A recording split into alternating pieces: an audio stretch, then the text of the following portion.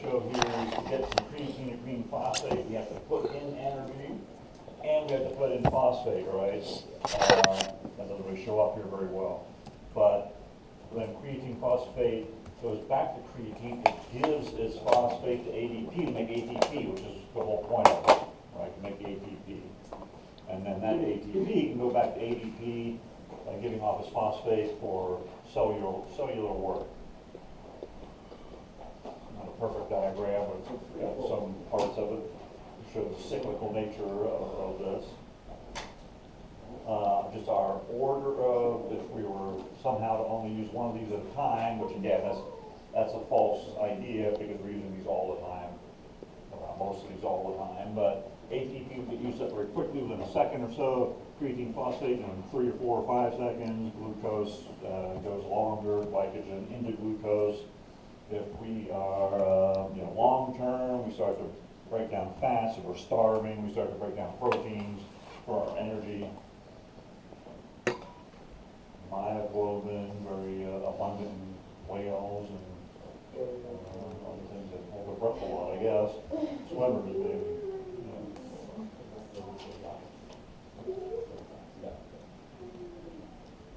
Down here, just in the energy diagram, I drew a little activation energy. Maybe didn't do that, but our reactants start up higher. They have higher potential energy. Our products, our oxidized substance, has lower energy.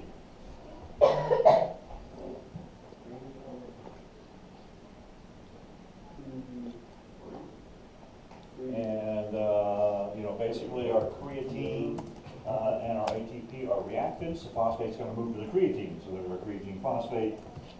Now we got ADP. All cyclical. All cyclical. All right. You guys have questions on any of that, or anything I can go over? It's a little bit.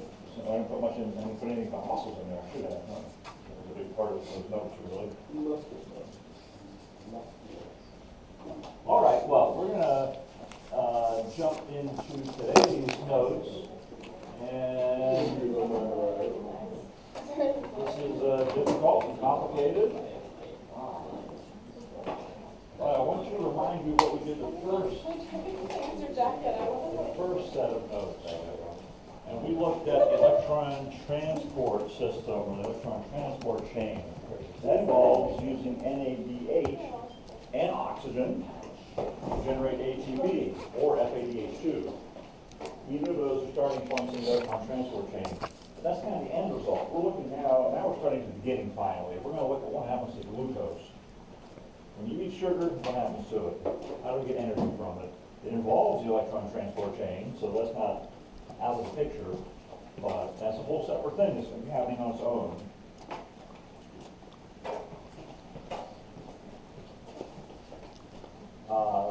And we can use fats, proteins, carbohydrates, other carbohydrates other than glucose, but we tend to convert things into substances that end up going through this cycle somewhere, or these multiple cycles. We have two major parts of this. I wish I didn't separate this one out, but there's glycolysis, lysis, kind of, that means to split, like hydrolysis, or splitting molecules. Here we're splitting, I don't like the glyco, because that sounds more like glycogen to me, but we're splitting glucose. So we're going to take a 6-carbon sugar and split it into 2 3-carbons. Pyruvic acid. You're going to see a lot of ATEs in these names, 8s. That's because at our body pHs and temperature, these tend to be ions, but they're really acids, pyruvic acid. You might remember that one. That's one that we learned in the acid chapter. It's a 3-carbon acid. It's IUPAC name would be 2-keto-propanoic acid, 3 carbons with a ketone group in between them. Then we have this single step. That's kind of the transition between glycolysis and this third one, but it doesn't have a good name. Pyruvate decarboxylation is probably the best name, sadly, for a single step. And we convert that into another compound, and then that compound enters a citric acid cycle, often called the Krebs cycle, after who discovered it. And that's multiple steps as well.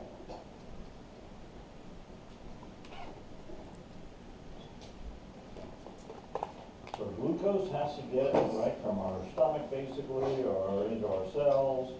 It may get into our cells in other forms, maybe converted glucose into cells, but if you eat glucose, it's going to get into your cells, through your bloodstream, and then we've got to get the energy from it. you know, or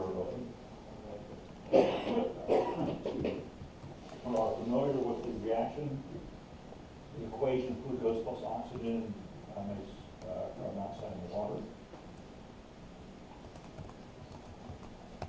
So here is our very first step of glycolysis.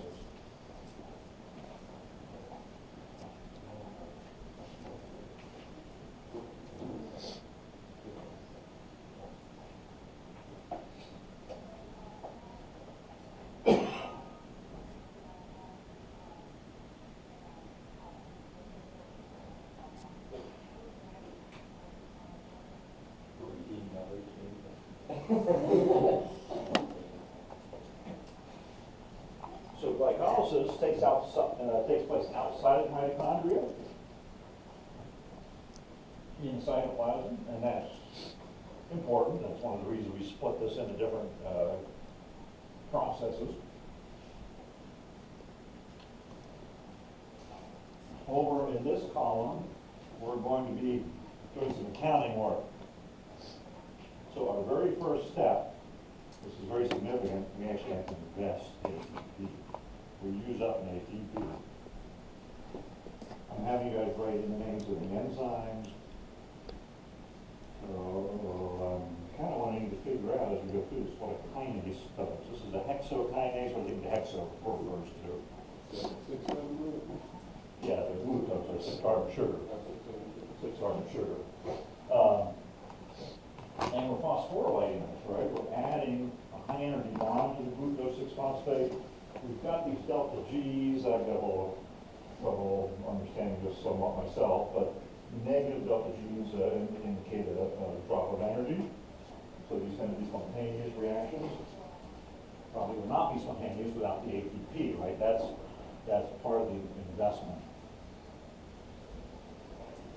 I mentioned last time that some of these types of reactions are often used as arguments against evolution. This one's definitely used a lot. Well, how could we have this pathway that involves getting ATP from glucose, and yet the very first step we have to put an ATP in? Okay, so it's not a bad argument.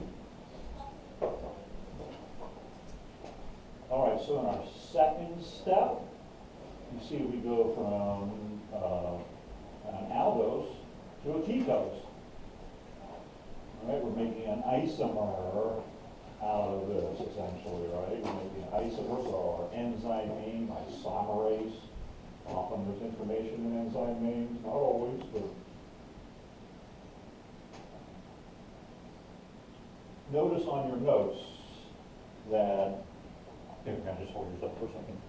Right, you have this becomes that, and then the same thing's down here, right? We're starting with what we made. So this compound is repeated over and over, well, not over and over, but we must kind of zigzag our way down there.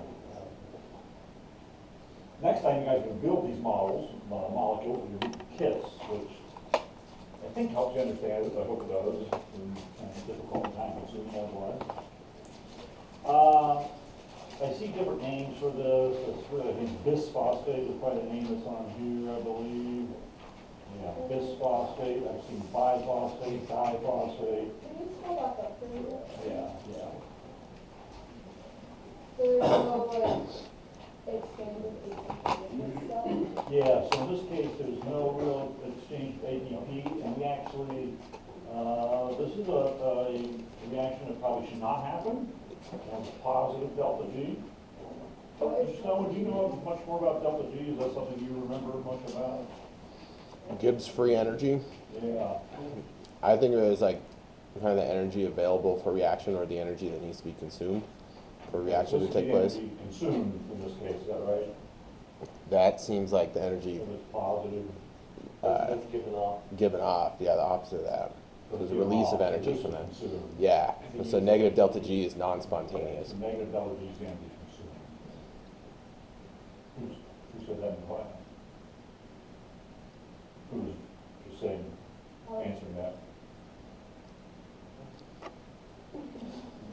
Did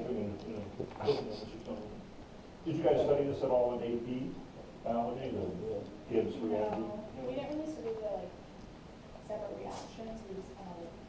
No, yeah, you didn't look at individual reactions, yeah. Okay. All right. So we've got a positive delta G. Here we go again, step 3, we actually invest a second ATP. So, right, we're really losing out here. We're trying to get ATP and we're already lost 2. Not doing well. You'll notice that along with losing ATP, right, we have a big energy change there. Gibbs free energy change, another negative. These are kilojoules, not calorie, but I think it was 4.18 joules on calorie.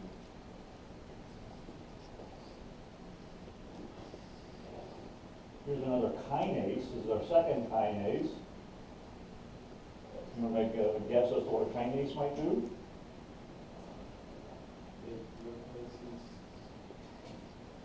NH with a phosphate. Yeah, they transfer phosphates. That's right, they transfer phosphates. So kinases, you'll see several times here, 2 already. So now we've got 2 phosphates on here, right, that we added on. Each wall. Can you go back up to step 3? All right, now we're changing our fructose with 2 phosphates on it. Could you scroll up again? Yeah, sorry. Notice we got other things we need here. We need magnesium. Magnesium is not something we need a lot of, but we need it right here as a coenzyme. Something to make this happen. Another, just going back to the very first step where we added that phosphate. When you add a phosphate, phosphates are negatively charged, like -2 or 3 really, and that makes it hard for the glucose to get back out of the cell. So one of the goals of adding that phosphate, or one of the outcomes of adding the phosphate, is it traps that glucose in the cell, can't get away anymore once you've done that first step. Because glucose itself goes in and out of cells relatively easily. Well, we have transporters for it. All right, so we're down to ATP now.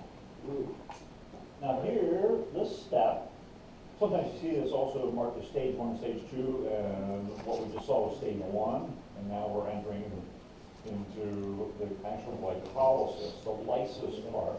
We're going to split each glucose, well, what was glucose, right? It's not glucose anymore, it's fructose 1,6-biphosphate. But we're going to split that into 2 different 3-carbon compounds. These are all old common names. Biologists assume we use common names. Dihydroxyacetone. There's one hydroxy. The other hydroxy really is a phosphate. So it's not even there aren't really 2 hydroxys, but there's your acetone with double bonded O in the middle. Glyceraldehyde is the name of the sugar, the simplest 3-carbon sugar, but we have a phosphate instead of an OH out here. Yeah. Oh, in some places it says diphosphate. And Yeah, any of those are interchangeable, or bis or di or bi. We're going to just use those interchangeably.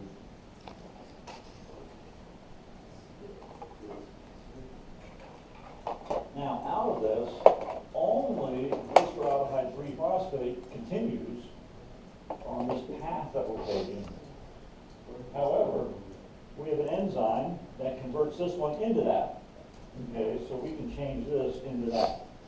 Okay, so even though only one can continue, we switch, sometimes it's called dihydroxyacetone phosphate. We convert dihap into glyceraldehyde 3-phosphate, G3P. So, think about what we started with. We started with a sugar molecule, glucose.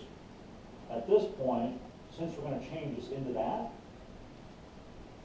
then we have 2 of these now, from now on. They're going to show up that way in this diagram, in the diagram you're using, but we're going to have 2 of these from now on. So whatever happens beyond this everything's double per glucose. For every glucose we entered with, everything that happens from now on, you're gonna have twice that many, twice as many.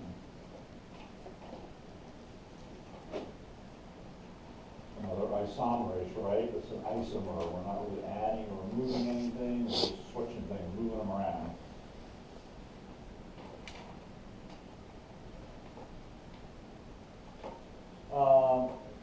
You know, some of these reactions probably should not happen.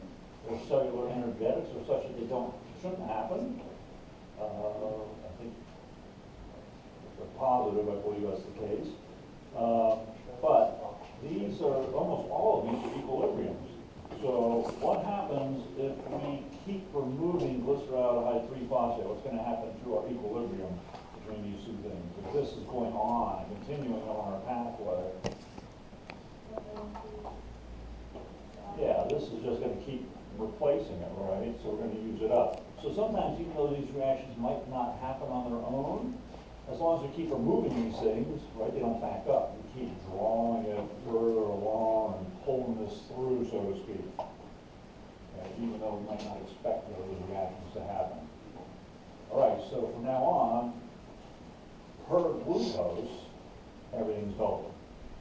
Per glucose, not per reaction. Each reaction is still the way it's depicted here. All right, so now we take a glyceraldehyde 3-phosphate and another phosphate.